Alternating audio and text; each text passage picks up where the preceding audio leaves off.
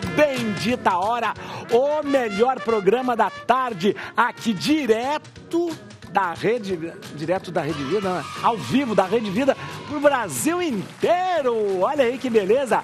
Hoje o programa está sensacional, porque só tem gente sensacional com a gente. E atenção, é bom que as senhoritas entendam o seguinte, que nesse programa, o senhor também, nós temos 2 critérios para participar. Primeiro, que seja inteligente, por isso vocês estão aqui. Mas o mais importante é que seja bonito. Então, por isso... Obrigada, Fábio. É proibido entrar gente feia aqui. Não, nem pelo amor de Deus. Nem ver. Gente feia não. Aqui, ó. Pra dar um jeito, né? Não, é verdade. Olha aí, o Bendita Hora pro Brasil inteiro. Você pode participar com a gente pelo YouTube, youtube.com/@TV Rede Vida também. Por quê? Porque você pode ali colocar seu comentário, a sua opinião, a sua pergunta aqui pra gente. Eu agradeço se você fizer isso. Usa o YouTube para isso, mas você assiste da maneira que você quiser, ir junto com a gente na Rede Vida, como eu disse, direto, ao vivo, para o Brasil inteiro. Vamos começar então o programa com o nosso pensamento do dia para os nossos filósofos. A conversão não é o fim da batalha contra o pecado, é apenas o começo. Nossa, que frase profunda, é verdade, não é? Vou falar, o padre que é o mais espiritualizado que vai falar, então. Mais santo que nós. Não, mais santo que eu. Não é verdade? Conversão, porque a pessoa pensa, agora que eu me converti, agora tudo bem. Não, aí que começa a batalha. É uma conquista diária. Conversão diária, né? Exato. Verdade. Não existe nada pronto e acabado. Todos os dias eu tenho que me converter, todos os dias eu tenho que ser todo dia eu tenho que ser melhor. Eu tenho que ser melhor a cada dia, né? Hoje eu sou melhor do que ontem, amanhã eu vou ser melhor do que hoje, eu tenho que ser uma coisa nesse sentido. Se a gente acomodar, pronto, começa a degringolar. Se a gente acomodar, começa a regredir, na verdade. Olha, é verdade. Tudo na vida. Olha, eu fiz uma frase, se a gente começa a Esqueceu já. se a gente acomodar, a gente regride. Vou fazer um card com essa... Acomodar começa a degringolar. Degringolar, é verdade. É verdade. Mas é impressionante, quando a gente começa a se converter... E, por exemplo, fazer o sacramento da confissão sempre, quanto mais pecado você vai confessando, mais você descobre que tem. Mais olha, porque a gente... É verdade, mas... As nossas misérias, né? E aí você vai descobrindo, e aí você vai, poxa, eu tinha isso, eu preciso melhorar isso, eu preciso melhorar esse meu temperamento, e vai pensando nas virtudes. Essa frase é importante da gente pensar assim. Profunda demais, Ale. Vamos ver qual é a nossa enquete hoje, gente, para você participar pelo Instagram, @Programa Bendita Hora. No Instagram você vai dizer aí, ó, nossa enquete hoje é a seguinte: você acredita que a conversão é uma meta para a sociedade atual? Nossa, olha, tá vendo? Olha. Vote pelo nosso Instagram. Você acredita que a conversão é uma meta para a sociedade? Ó, é uma meta. Começa com o G20 lá. Com o G20 que tem que melhorar muito aqui. Aquele G20. Tá bom? Olha, responde aí, gente, aí. Só pra gente saber se você tá ligado aqui com a gente. Mas eu vou apresentar pra vocês quem tá aqui com a gente hoje. Doutora Fernanda Ayala. Boa tarde. Sim, obrigado, doutora. Doutora Fernanda Ayala é geneticista. Muito bom, muito bom. Esse negócio de genética é muito bom, muito interessante mesmo. Eu sou suspeita, né? Não, é interessante porque a gente não é determinismo, mas pode ajudar muito, né? Muito na vida da gente, né? Eu costumo dizer que a gente, quando entende a nossa genética, que é a nossa unicidade, né? Coloca a gente no vagão, no trilho certo da vida, né? Olha que demais, de verdade. Obrigado. Falando em frases. É verdade, nós estamos criando frases aqui. Obrigado, viu, doutor? Imagina. Doutora Aline Concílio, nossa advogada, obrigado pelo convite. Eu fico muito feliz mesmo, viu? Estela Gontijo, olha, nossa jornalista, relações Public Relations, né? Obrigado, viu, Estela, de estar aqui com a gente. Obrigada. Muito obrigado mesmo. Não sei se o senhor se lembra, mas encontramos muitas vezes na TV Gazeta, nos bastidores. Muitas vezes, eu apresentei o jornal há muitos anos. A Estela apresentava o jornal da Gazeta, o Jornal da Gazeta. Band! Foi deixa eu ver, só pra você ver. Olha essa mulher. Rede Família, TV Gazeta, Band BH, IPTV Ribeirão Preto. E por aí. Porque tem BBC de Londres, olha aqui, gente, olha, SBT Brasil, Londres, olha, você tá pensando que é pouca coisa? Não, não é, gente. Não. E olha aí, olha, tá vendo? Olha, e hoje é proprietário da News Media, né? Sim. Em comunicação. Uma academia de mídia. Que beleza. Obrigado, viu, Stella? Muito Obrigada a você, padre. É uma honra estar aqui com vocês. Esse programa eu maravilhoso. encontrava com ela na maquiagem mesmo. Sim, geralmente na maquiagem. Eu adoro a maquiagem. Na maquiagem, é verdade. Não pode entrar nesse contexto. Pode entrar, é verdade. Porque o padre Fábio já falou, mas você vai se maquiar de novo? Eu falei assim, vou usar tudo que eu tenho direito. Nem precisa, né? Nem precisa. E olha, o queridíssimo, amadíssimo Padre Fábio Vieira, que é o grande arauto do Carlo Acutis, é verdade, né? Ó, pároco do Santuário Nossa Senhora dos Remédios, em Ladário, já tive lá em Ladário, maravilhoso, e o padre todo, olha... Não, esse padre é aquelas pessoas que não tem como a gente não gostar, já viu, sabia? O padre Fábio é daquelas pessoas, não tem como a gente não gostar. Obrigado. Eu que agradeço, obrigado. Você também é agradável. Muito obrigado. Muito.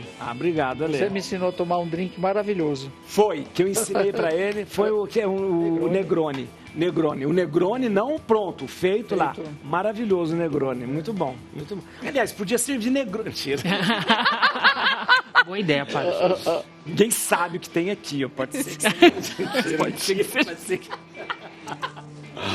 Vamos lá, gente, vamos ver. Tem a notícia já para começar, Rodolfo? Vamos começar na notícia? Vamos começar aqui já.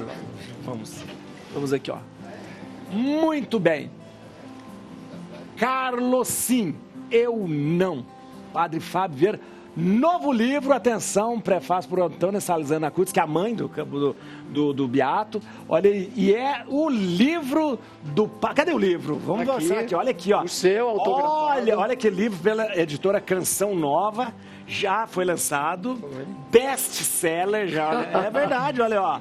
Aqui, não, a referência para você conhecer, entender, Carlo Acutis, olha que demais, do Padre Fábio Vieira. Tem uma surpresa para você, abra na página 124. 124, atenção, 124. Ó, tô chegando lá, peraí, 124. Ó, 124. Também nessa caminhada, também nessa caminhada, outro padre muito bacana, e olha que não tem como não sentir o sentimento da sua alegria. Foi o Padre Juarez, olha que demais, eu não sabia. Foi o Padre Juarez de cá, sempre que vou a São Paulo e seu programa está de portas abertas na TV, sem encontrar sua paróquia, é verdade, saberá onde celebro em São Paulo, todas as vezes que estou lá. Opa, você tem que celebrar lá, ó. Olha aqui, ó, pode mostrar que tá aqui, ó, não tô fingindo. Eita, Padre Juarez, o eterno jovem, isso é muito bom, que nos acolhe de uma forma, meu Deus do céu, e o que as coisas lindas, padres antes de mim, olha que demais, gente. Gostei do jovem, esse é maravilhoso. Obrigado. Na conclusão, eu agradeço a muitos padres. Muito obrigado. Você foi... Que carinho seu, fundamental. Que carinho seu, olha que beleza. Já está vendo o livro? Já está à venda, sei. Está aí para todo o Brasil pela Canção Nova. E o diferencial desse livro é que depois desses 4 anos de missão, eu pude colher muitas dúvidas, questionamentos, onde à luz da espiritualidade do Carlo eu tento dar um caminho, uma resposta. Que bonito, que bonito. E quem fez o prefácio foi Dona Antônia. Foi Dona Antônia. Olha que demais. Eu deixei o original em italiano e depois a tradução em português. Você fez até em italiano. Aí depois em português também. Que demais. Só o prefácio, né? Porque ela escreveu tão bonitinho, então... É verdade. Que bonito, que bonito. Então tem São temas... 4 anos, padre, que o senhor já está se tornou... Desde 2020. Desde 2020. 2020, o padre estava durante a pandemia, lá na casa do Beato Carlo. Passou praticamente o ano todo na casa, que é uma graça e uma bênção de Deus o que aconteceu. Aliás, sobretudo providência de Deus. O senhor está lá na Nada é por acaso, né? Nada é por acaso. Depois que a gente vai entendendo o porquê de tudo isso, porque esse segundo livro vem dizer isso. Muita coisa bacana tá aí. E é interessante que no Brasil a gente tem uma referência sobre Carlo Acutis, é o Padre Fábio. Não só a questão da informação, mas sobretudo da espiritualidade do Carlo Acutis, que é uma espiritualidade sui generis, interessante, né? Quando você olha para a espiritualidade de Santa Teresinha é de um jeito, mas do Carlo é de outro santo é de outro. Então você vai percebendo isso, como é rico a ação que o Espírito Santo faz na vida desses santos, né? E a inspiração que vem a partir de tudo isso, as conversões que vêm. No primeiro capítulo aqui eu narro uma conversão muito bonita de um jovem que era ateu e que a partir de ouvir o Carlo se converteu. Interessante. Isso no Brasil? No Brasil. Tá aí bem relatadinho. Foi no congresso que eu fui. Quando eu saí eu falei para quase 15 mil jovens. Foi no Congresso Eucarístico de Recife. Nossa. Quando terminou o congresso, esse jovem veio ao meu encontro. Agora acredita em Deus, é isso, né? É. Olha que interessante. Nossa, que interessante. E eu acho muito bonito o seu trabalho, porque o padre tem um trabalho incansável. O padre Fábio tem um trabalho incansável, porque ele é pároco e reitor de um grande santuário. Mas isso nunca impediu que ele passasse pelo Brasil todo divulgando justamente a espiritualidade e também o trabalho do Carlo Acutis, do Beato. E é interessante que hoje o que nós conhecemos no Brasil, né, a gente conheceu através de você. Acabamos de gravar uma série também para a TV Evangelizar, de 5 episódios sobre o Carlos. 5 episódios sobre o Carlos. Olha quanta coisa. O livro, a série. Muita coisa produzida já. Que bonito, que bonito, que bonito. Depois de tudo isso, a gente espera o céu. Espera mesmo. Já que o Carlos espera, já que ele espera a gente no céu, eu espero também. Pelo amor de Deus, né? Quando o pessoal me pergunta o que você mais quer na vida, eu falei, eu quero o céu. É isso que pelo amor de Deus, eu quero o céu. O que você quer na vida? Eu quero o céu.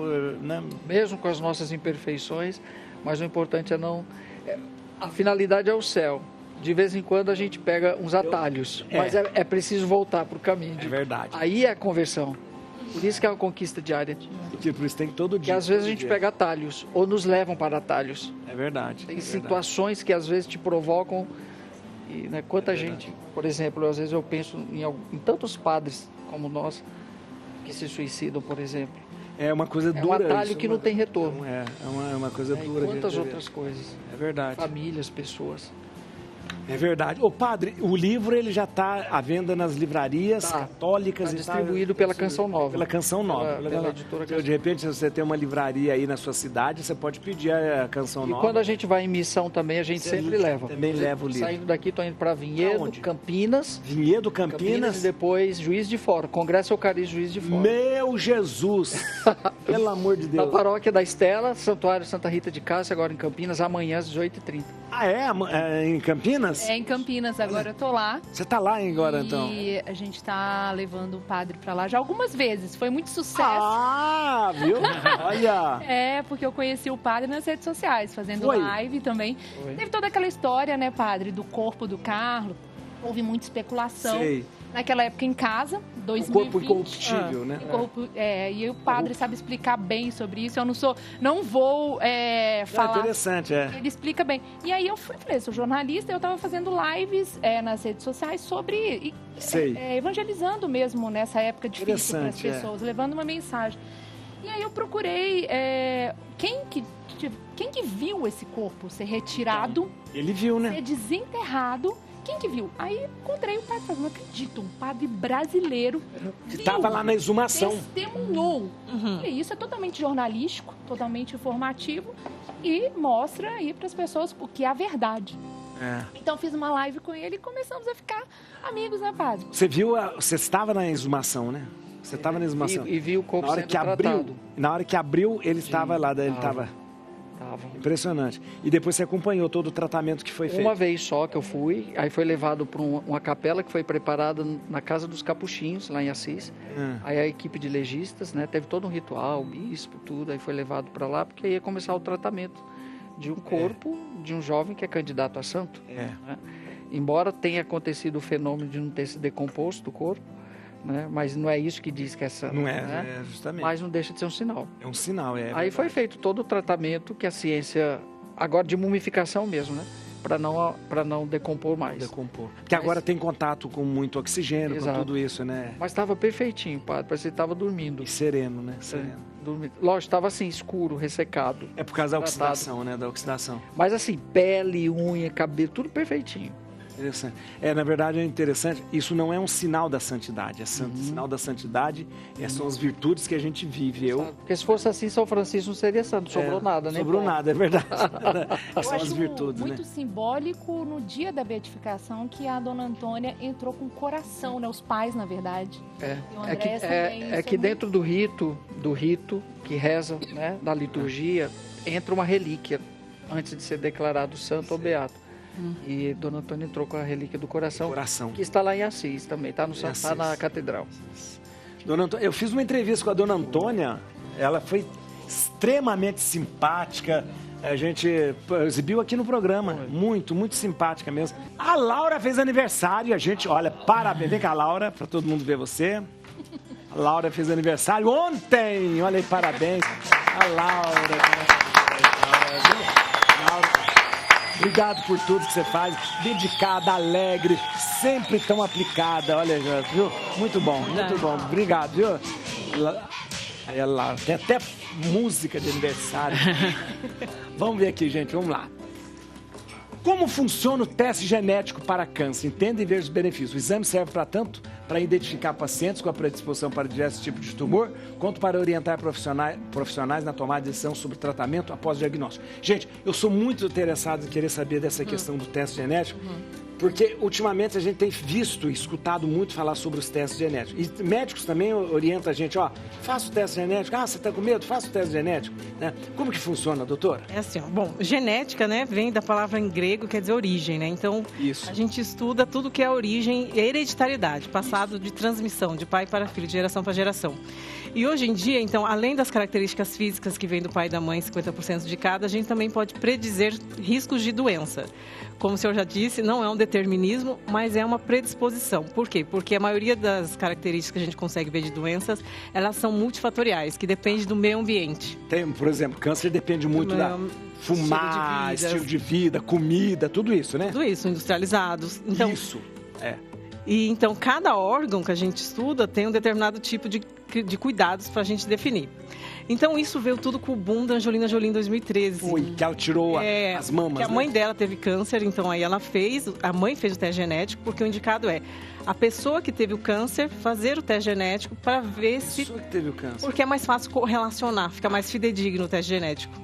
Você pode fazer o teste genético sem nenhuma causa, mas vai ficar difícil a análise, porque, como você falou, é uma predisposição. Vai ter, não vai ter... Vai ter, não vai ter. E não é determinado, né? Não é determinado. Então, se você tem uma história familiar já como fator de risco, que história familiar relevante já é fator de risco, fica mais interessante essa análise genética. Então, a mãe dela teve, qual é o próximo passo? Ela mesmo sem câncer, fazer também. Se chama teste preditivo. Quando a pessoa tem um câncer, já é o teste diagnóstico. Ela fez o teste? Deu o BRCA1, que é um gene protetor dos nossos órgãos, principalmente mama e ovário, contra o câncer.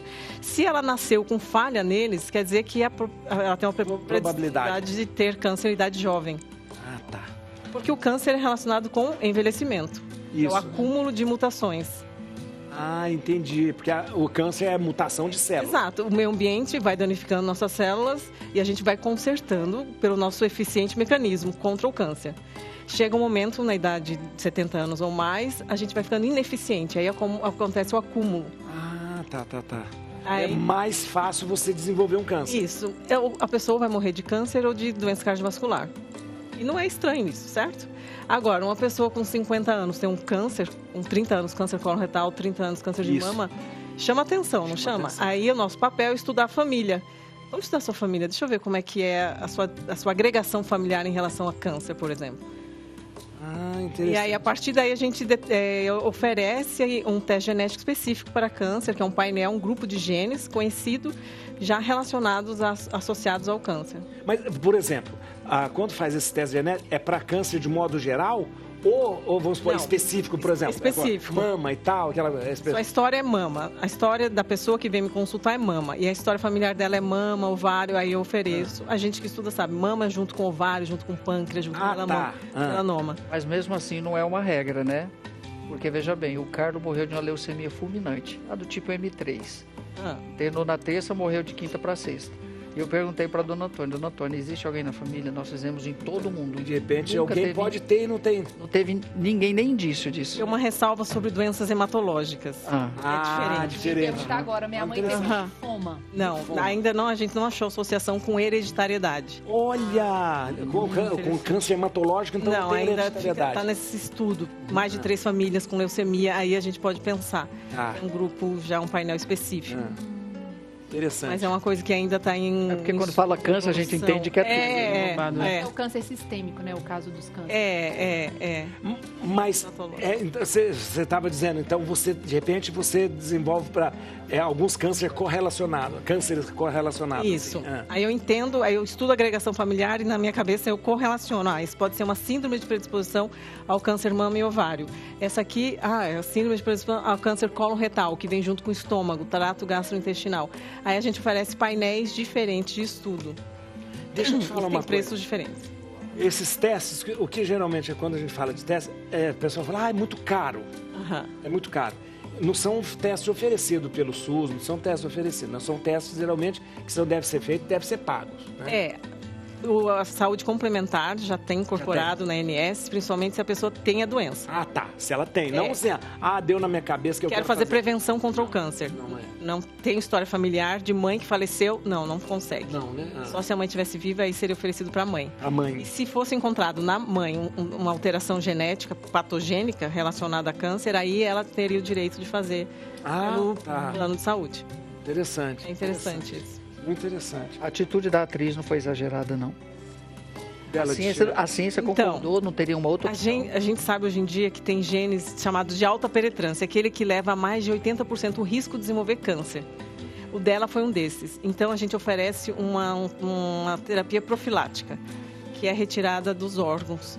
Então, de reduzir a chance de ter câncer, logo reduz a mortalidade. Interessante. Eu conheço uma amiga que fez também, por causa que a mãe dela teve câncer. Também, a mãe teve, é mesmo caso. Faleceu de câncer também, e aí ela fez o teste genético, foi comprovado e ela retirou. Aí reduz em 90% o risco. Muito interessante. Deixa eu só contar rapidinho a curiosidade, porque eu tenho um monte de curiosidade inútil, mas interessante. Ela falou de genética, a palavra genética vem das origens. Mas sabe por que genética vem das origens? Olha que interessante. Genética vem do latim joelho, geno. Quando você ajoelha, é genuflexório. Quando você ajoelha, você faz uma genuflexão. E o geno da genética vem de joelho. Por quê? Porque no Antigo Testamento, quando nascia a criança, o pai deveria pegar a criança, como Abraão fez com Isaac, e ele deveria trazer a criança, olhar para a criança, e se ele aceitasse que era das suas origens, ele colocava sobre o joelho. Que legal. Ele colocava sobre o joelho. Então, quando ele colocava sobre o joelho, ele falava, sim, é meu filho, ele veio de mim. Então, daí a palavra genético, por causa do joelho, geno, vem daí. Interessante. Não era do vizinho, né? Não era do vizinho. A notícia... Já estava indo embora, gente. Quem estudou genética foi um padre, o Frei Mendel, que era um monge. Mendel. Exatamente. Escala... esse trem 6x1 tá dando o que falar. Escala 6x1, ajuste para compensar. PEC pode mudar a dinâmica de contratações de especialista. A nossa doutora advogada agora vai explicar pra gente. Primeiro explica o que é escala 6x1. Trabalhar 6 e folgar 1. Primeiro eu gostaria de explicar a palavra PEC, né? PEC, isso. Porque eu acho que PEC a gente fala, pra mim é muito comum, isso, mas para as pessoas leigas, vamos dizer assim, que não estão nessa área, pode ser muito estranho. A PEC, nós temos uma Constituição, a Constituição Federal, que determina todas as outras regras, né? Acima dela não tem outra. Então, para alterar algumas normas dentro da Constituição Federal, precisa de uma alteração. E essa alteração passa primeiro para um projeto de emenda à Constituição. PEC. E aí é PEC. Projeto de emenda à Constituição. Então vai mudar a Constituição. Isso. Tá. Para mudar a Constituição precisa de autorização, em palavras mais simples, do povo, né? Porque quem coloca o povo, o Congresso lá, é o povo. É o povo, faz os votos. Então, na nossa Constituição, o nosso regime, então, seria 6x1. Essa na nossa Constituição é assim? Nossa Constituição, ela não determina as escalas específicas. A limitação de horário, jornada. Seu microfone tá ruim. Tá ligado? Então tá bom. Mais chique. Mais chique. Pra ficar diferente. Então, e a nossa Constituição, ela não fala especificamente das jornadas, dos dias de trabalho. Ela fala das limitações de horas, né? Ah, tá. Então, eu tenho 44 horas semanais como regra, 8 horas diárias como regra, e fugindo daí a gente tem as horas extras.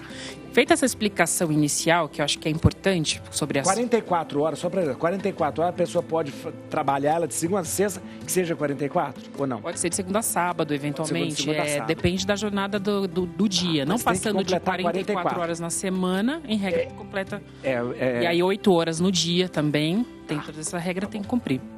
A discussão se dá agora porque boa parte do varejo, em sua essência, ela adota uma jornada onde você trabalha 6 dias e folga apenas 1. Porque sábado também trabalha. Exatamente. E aí pode ser uma jornada de 7 horas, pode ser uma jornada de 8 horas, 6 horas.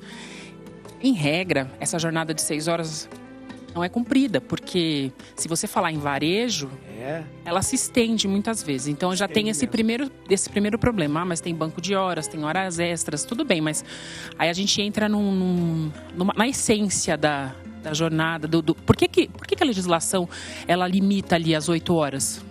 Por quê? Porque tem estudos, ninguém tirou da própria cabeça, existem estudos médicos, inclusive, que falam das condições, qual é o limite de trabalho para a pessoa ter uma vida e uma saúde mental adequada. Porque não deve passar de 8 horas por dia de trabalhado, né?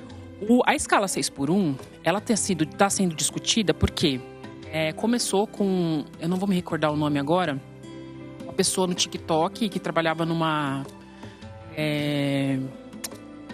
farmácia, no balcão de farmácia. E ele mesmo falou que, gente, eu tava de folga, no único dia de folga dele, e ela me chamou para ir trabalhar mais cedo no dia seguinte. Ele falou, cara, eu tô exausto, eu não tenho família, eu não tenho ninguém, eu sou sozinho, imagina alguém com família. Então, tudo começou com ele. E aí, a discussão começou a ganhar poder, força nas redes sociais, cada vez mais.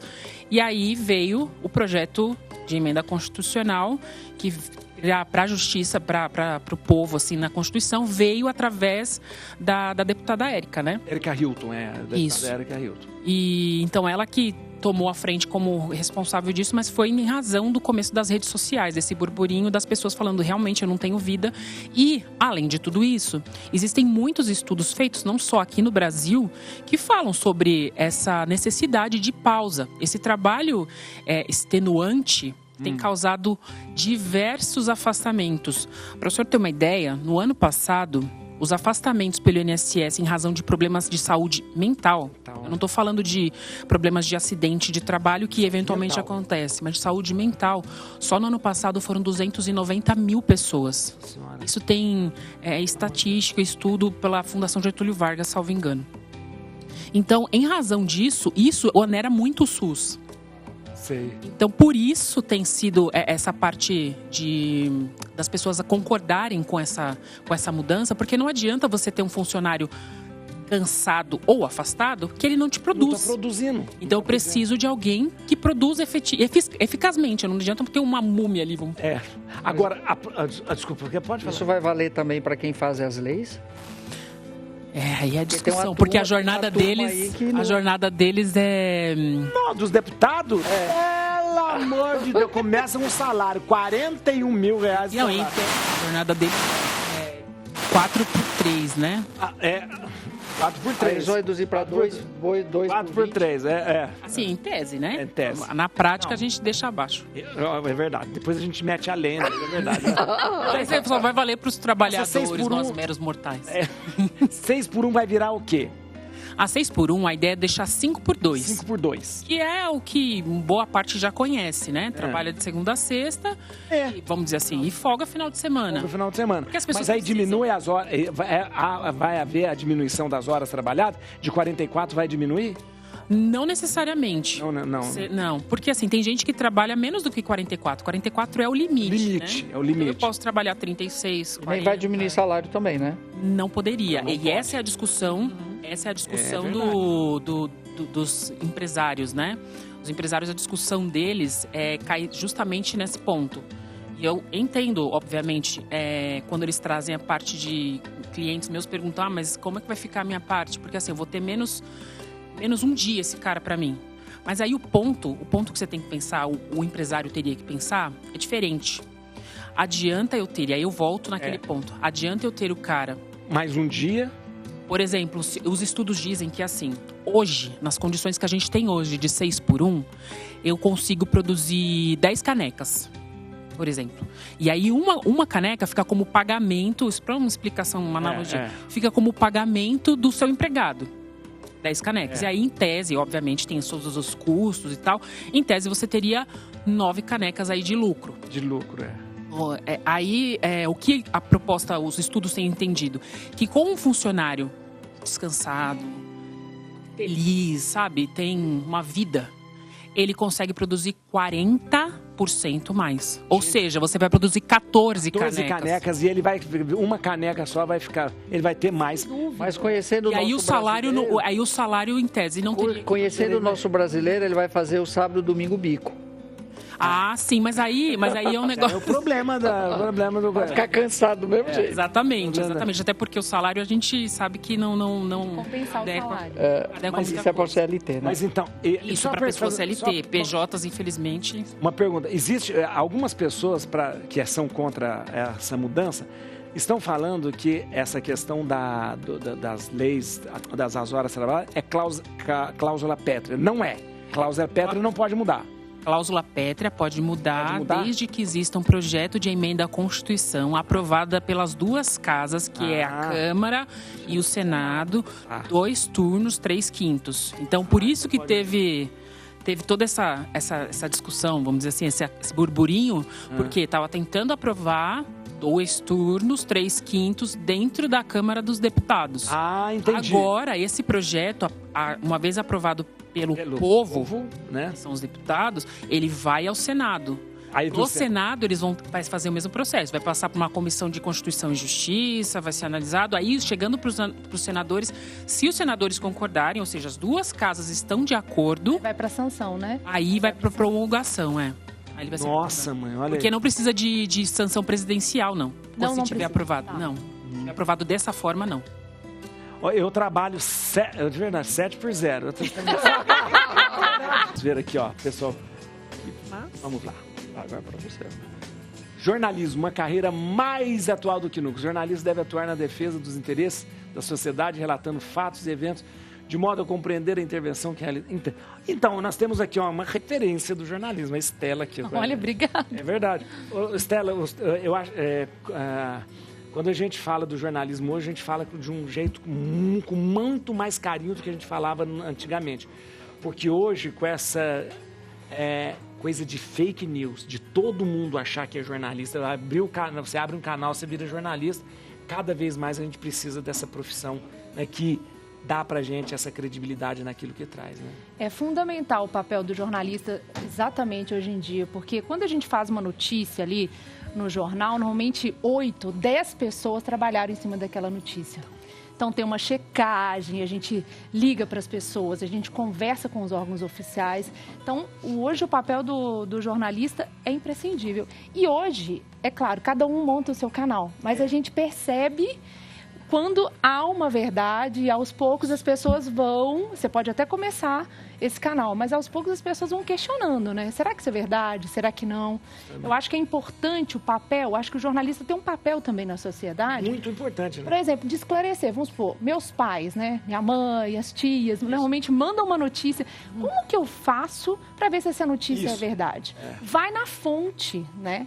O que seria a fonte? Então, é o órgão responsável, né? Por exemplo, aí eu vou falar sobre a PEC. Eu vou direto no governo federal. Onde que está? Na Câmara, será? Eu posso também nos órgãos confiáveis também de notícias, né? Que a gente pode colocar e enumerar diversos locais que têm notícias que a gente sabe que são corretíssimas, né?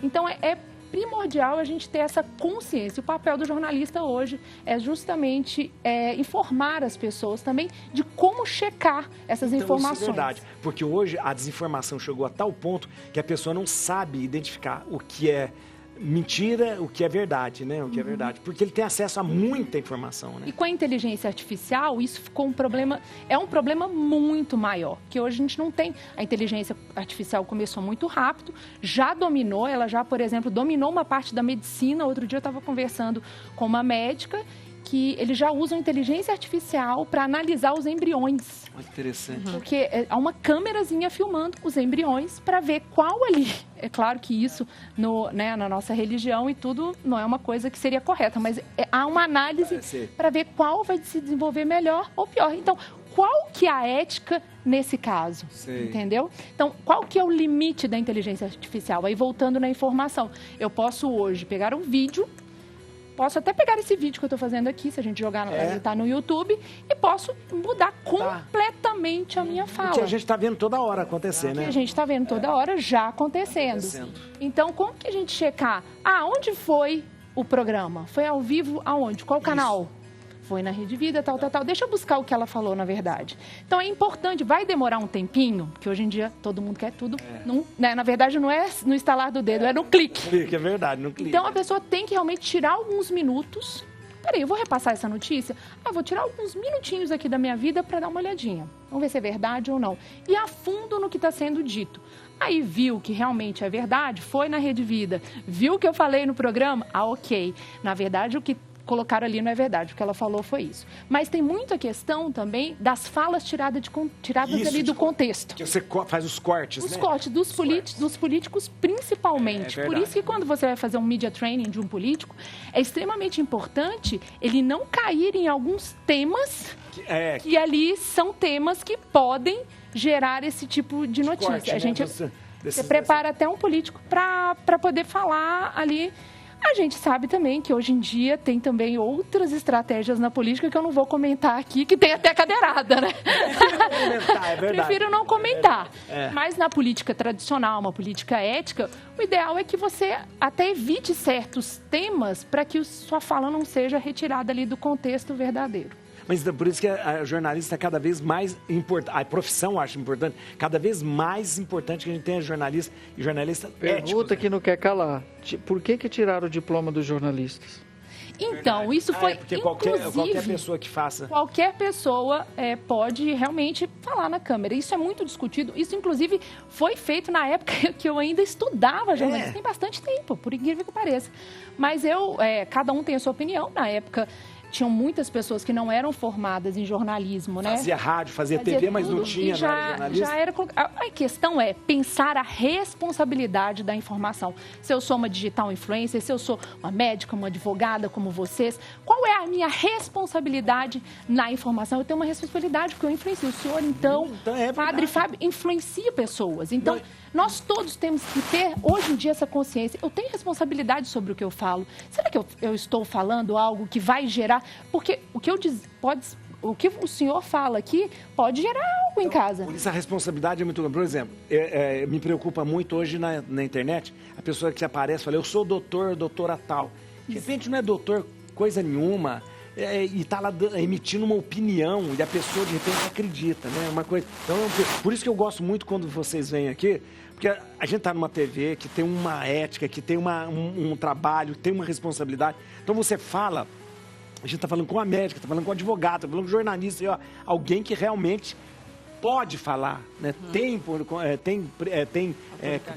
essa autoridade para falar, né? Tá aqui no Bendita Hora, a conversa tá boa aqui, ó. Deixa eu falar uma coisa, eu esqueci de fazer na hora que a gente foi pro intervalo, é o seguinte, o programa termina daqui às 4h15 e é o seguinte, eu sempre escolho alguém para escolher uma música pra gente terminar o programa. Sempre eu falava o nome, só que o pessoal falou que eu tava escolhendo as pessoas que eu queria, então agora eu...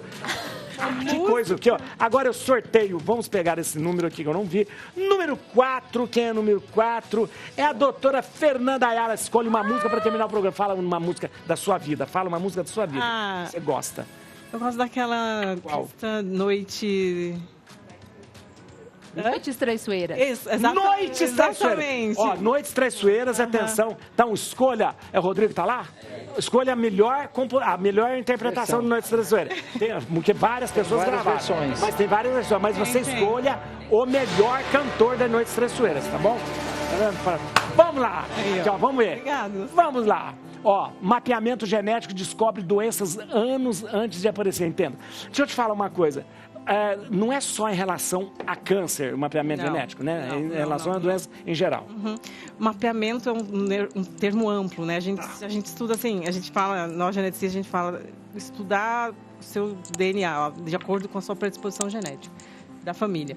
Mas, por exemplo, hoje em dia a gente já sabe aqueles jogadores de futebol que tem morte súbita no campo? Sei.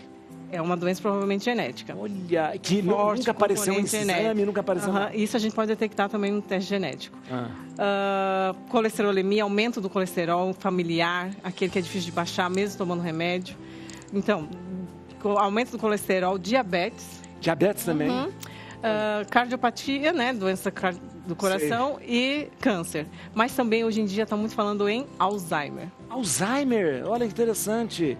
Dá mais ou menos para apontar se... Isso é interessante. Tem 3 genes, porque quando a gente fala em genética, a gente estuda os genes, né? Que é aquele segmento feito de DNA, que é codificado, e que por ser codificado a gente consegue encontrar os erros.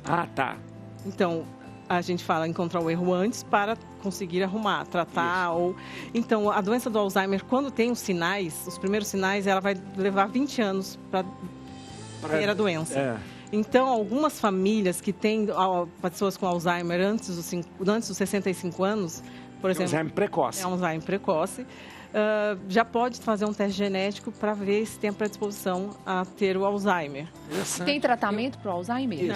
Não tem. Tem 2 medicamentos que estão surgindo agora no FDA que para tentar diminuir aquelas placas de amiloide que ficam no sistema nervoso central, que é uma deposição dessas placas junto com a outra, que enferruja o cérebro, impede com que faça a comunicação dos neurônios. Não é certeza, tem estudo ainda, mas falam sobre isso, né? O que pode mudar em relação a isso? O estilo de vida. Desinflamação. É o que a gente estava falando assim. Basicamente. Olha lá, o padre. Basicamente, que nós estamos curiosos aqui. Basicamente, o que a gente precisa mudar no nosso estilo de vida aí? Cita os 3. Manter, o que a gente sempre fala, um bom estilo de vida. Manter... 3 coisas que ela vai falar. Diminuir a obesidade, os hábitos de consumo exagerado de cigarro e álcool. Principalmente o álcool tem um fator de risco preponderante para câncer. Exercício. E exercícios regulares, porque ele, como se fosse uma faxina, assim, ele vai desintoxicando, né? E ele vai abrindo outras vias colaterais para a gente se desenvolver melhor. E dormir bem. E dormir bem, que é como se ele também faz uma faxina, quando é o sono profundo. Sono profundo. Vou ter que tirar o vinho. Tirar o vinho. Tirar o vinho? Não, o vinho é bom. O vinho tem Reverestrol. Eu sempre falo, Santíssima Trindade, coma bem, durma bem e pratique exercícios todos os médicos que vêm aqui, roda, é dessas coisas. E pode falar. E controlar as doenças pré-existentes, né? Que é obesidade, hipertensão, para não Você ia perguntar um negócio? Controlar. Não, é que você falando, doutora, me lembrou aqui aquele ator o Chris Hemsworth, posso estar falando corretamente? É o Thor, né? Do que fez o Thor. Sim, que teve ele fez esse teste genético, né? Bem falado. O que ele fez? Então, vamos lá. Eu não sabia disso, não. Obrigada, eu gostei desse seu ponto. Por quê? Já estava esquecendo. Para a gente indicar um teste genético desse nível, que mexe com... tem um impacto psicológico no resultado, tem que ter uma avaliação psicológica antes. Isso é importante. Ou seja, a pessoa vai ficar encucada com aquilo. O aconselhamento genético é multidisciplinar. Então, a gente vê se ela tem essa capacidade de receber um teste genético, a partir daí faz o teste genético e após o resultado, se for positivo, também recebe um acompanhamento. O que ele teve? Alzheimer também. Alzheimer? O dele foi, ele descobriu que teria Alzheimer. Deus não disse o dia que a gente vai morrer. Que vai morrer, é verdade. Não, ele começou a diminuir o ritmo. Olha aqui, vamos ver mais. Nossa, que demais, eu não sabia disso. A santidade é sempre jovem, como eterna é a juventude de Deus. João Paulo II. E aí, padre, santidade é sempre jovem, como eterna é a juventude de Deus. Olha que bonito essa frase. Porque a santidade é um chamado, não é algo pronto e acabado no tempo. A santidade de São Francisco é um chamado que Deus fez naquele tempo, aquele jovem Francisco, e continua chamando a todos nós hoje. A questão é que a gente não tem coragem de responder. Verdade. A esse chamado. O Carlos respondeu aos 15 anos. Com 15 anos de vida foi o suficiente para ele responder. Então, a juventude da santidade consiste justamente porque ela é transcendental. Ela não está presa ao tempo, então ela não envelhece. Interessante. Vem sempre do céu, a todo instante. Vem sempre do céu, como bem terra, né? Terra. Olha, interessante. E a gente esqueceu de falar mais um segredo. A fé. A espiritualidade. É verdade. Ela é tudo na nossa vida. É verdade. A gente tem fé. Por exemplo, ele descobriu, talvez diminuiu a fé dele. Então, assim, às vezes a gente pode ter um problema. Mas quem sabe a gente ganha essa graça. Ou até mesmo um milagre, que é algo que não é explicado pela ciência. Mas eu queria falar uma coisa que com relação ao que a doutora falou. Vovó e vovô fizeram 50 anos de casado. A gente dizia sempre assim, no dia que um morreu, o outro vai atrás. Também, e é legal. Pela a coisa linda e bela que era aquele casal. Vovô morreu primeiro. 4 anos depois, 4 anos depois das bodas de ouro. Vovó não deu nem um ano. Morreu também? Não. Ela simplesmente teve um bloqueio para bloquear o sofrimento, ela teve o Alzheimer. Olha, interessante. Sabe quantos anos vovó viveu ainda? Mais 20 anos. Mais 20 anos? Morreu aos 91. Ela era cardíaca, tinha diabetes, colesterol, tinha tudo. Sarou tudo, minha filha. Eu não preocupava, é porque ela saiu do estresse. Virou aquela criança. Não preocupava mais. Por não aceitar a morte do vovô, que ela queria ter ido junto ou ido primeiro. Bloqueou. A perda, o impacto de uma perda pode ter um efeito tão danoso que leva, assim, a um quadro pode a desenvolver. Olha, já está tão boa a nossa conversa e o Rodolfo tem que... Tá na hora de ir embora. Não, aqui. Vamos ver aqui, ó. Olha lá. Agora com a doutora. Demissão voluntária bate recorde em 2024. Quais são os direitos trabalhistas? Entendo que é programa de demissão voluntária e conheço o que diz ali. Aqui, CLT. Mas bateu recorde por quê? Porque todo mundo quer ser youtuber. Não, tem outros problemas. Não, a demissão voluntária, de certa forma, ela entra numa parte do tema que eu trouxe no início, que é o estresse, trabalho exaustivo, as pessoas estão exaustas, mentalmente principalmente. Então, muitos jovens com carreiras até consolidadas ou em vias de se consolidar, pessoas com carreiras consolidadas, visando o melhor bem-estar da saúde mental, principalmente, e o convívio com a família, pede demissão. Abre mão de muitos direitos. Salário, os direitos, principalmente aí, quando você pede demissão, você não recebe aviso prévio indenizado, você não recebe a liberação do fundo de garantia, com os 40% com a multa.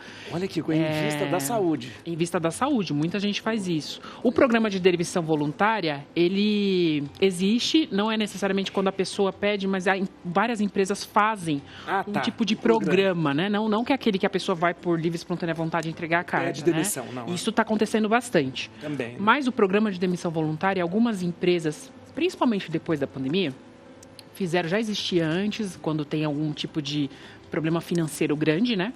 Mas em razão da pandemia, aumentou bastante. As empresas fazem um tipo de um departamento ali com regras. Olha, se você pedir demissão, vamos fazer o seguinte, eu vou liberar o seu fundo de garantia, sei lá. Aí isso tem acordo com o sindicato participa, né? Porque para a empresa também é vantagem, não ter um funcionário muito tempo, né? Porque às vezes começa a ser mais oneroso para a empresa. Às vezes, né? Às vezes você vê os salários começam a aumentar demais em razão dos aumentos e tal.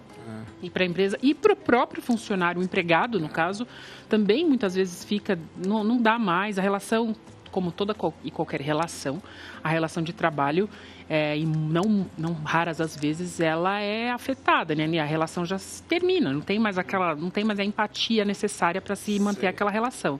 Então, quando tem esse programa de demissão voluntária, é interessante para as pessoas saírem, como diriam ali, numa boa, né?